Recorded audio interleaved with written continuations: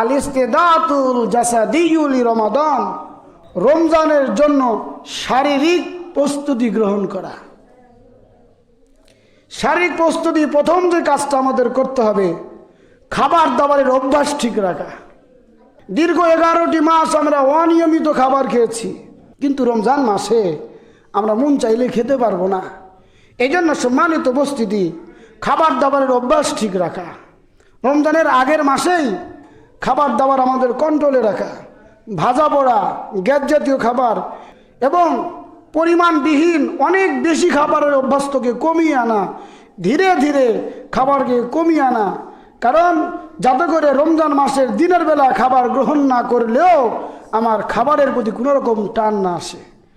রাসূল করিম সাল্লাল্লাহু আলাইহিস সালাম খাবার ভক্ষণ করার সম্পর্কে হাদিস বর্ণনা করে গেছেন।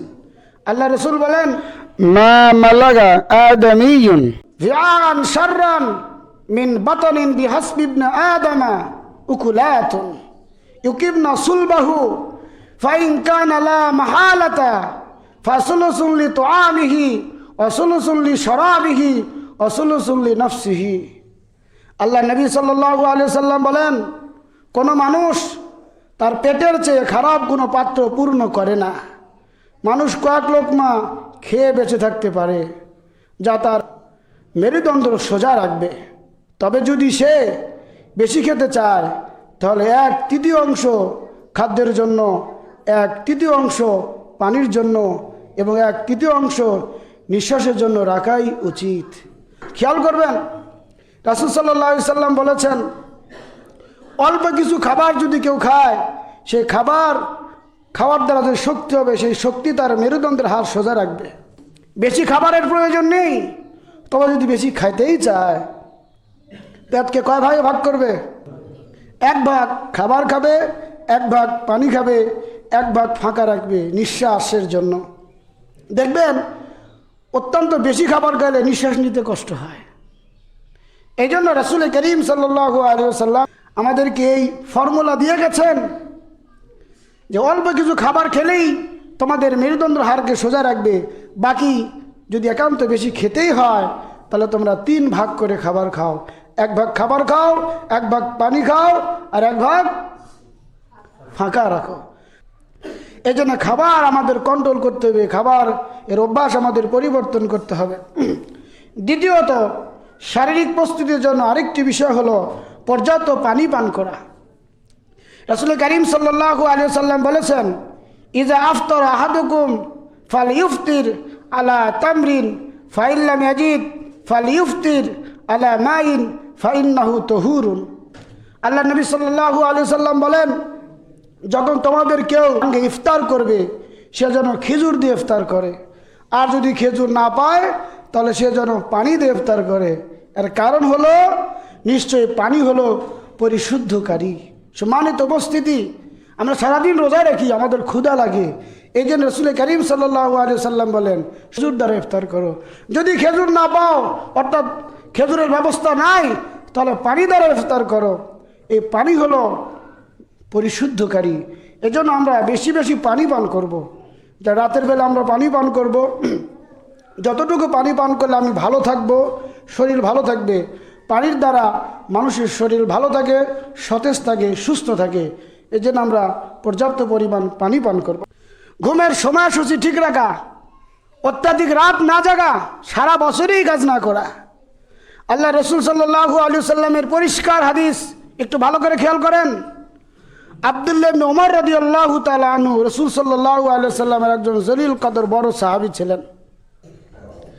একবার আল্লাহ নবী সাল্লাল্লাহু আলাইহি ওয়াসাল্লাম আব্দুল্লাহ ইবনে উমর রাদিয়াল্লাহু তাআলা আনহুকে বললেন, আমি কি শুনিনি যে তুমি সারা দিন রোজা রাখো আর সারা রাত নামাজ পড়ো? তখন তিনি বললেন, হ্যাঁ ইয়া রাসূলুল্লাহ, আমি সারা দিন রোজা রাখি, সারা রাত নামাজ পড়ি। তখন নবী করিম সাল্লাল্লাহু আলাইহি ওয়াসাল্লাম বললেন, ফালা তাফআল, তুমি এমনটি করো না। সুম, রোজা রাখো, ও আফতির, এবং মাঝে মাঝে রোজা ছেড়ে দাও।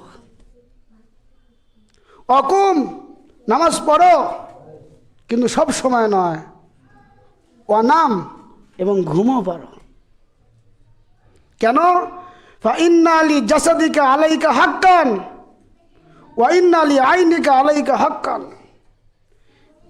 তোমার শরীর তোমার উপর তার হক রয়েছে, তোমার চোখ তোমার উপর তার হক রয়েছে। দেখেন, নফল রোজা, নফল নামাজ উনি রাখতেন। নামাজ রোজা আল্লাহর প্রিয় জিনিস।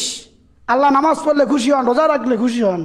এরপরেও লাগাতার যখন নফল রোজা রাখতেছেন দিনে, লাগাতার যখন নফল নামাজ পড়তেছেন রাতে, তার মানসিকভাবে এবং শারীরিকভাবে তার উপর চাপ তৈরি হতে পারে।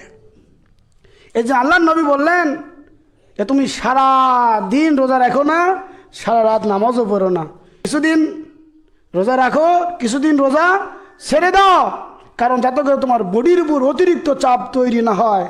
অতিরিক্ত চাপ যদি হয়ে যায় কষ্টকর হয়ে যাবে। সাহাবেরা অতিরিক্ত রোজা রাখার পর অসুস্থ হয়ে গেলেও রোজা রাখবেন, কিন্তু আমরা যদি অতিরিক্ত রোজা রাখতে গিয়ে অসুস্থ হয়ে রোজা রাখবই না। এবং বললেন যে সারা রাত নামাজ পড়ো না, কিছুক্ষণ নামাজ পড়ো আবার ঘুমাও, কারণ ঘুম মানুষের সব থেকে বড় ওষুধ।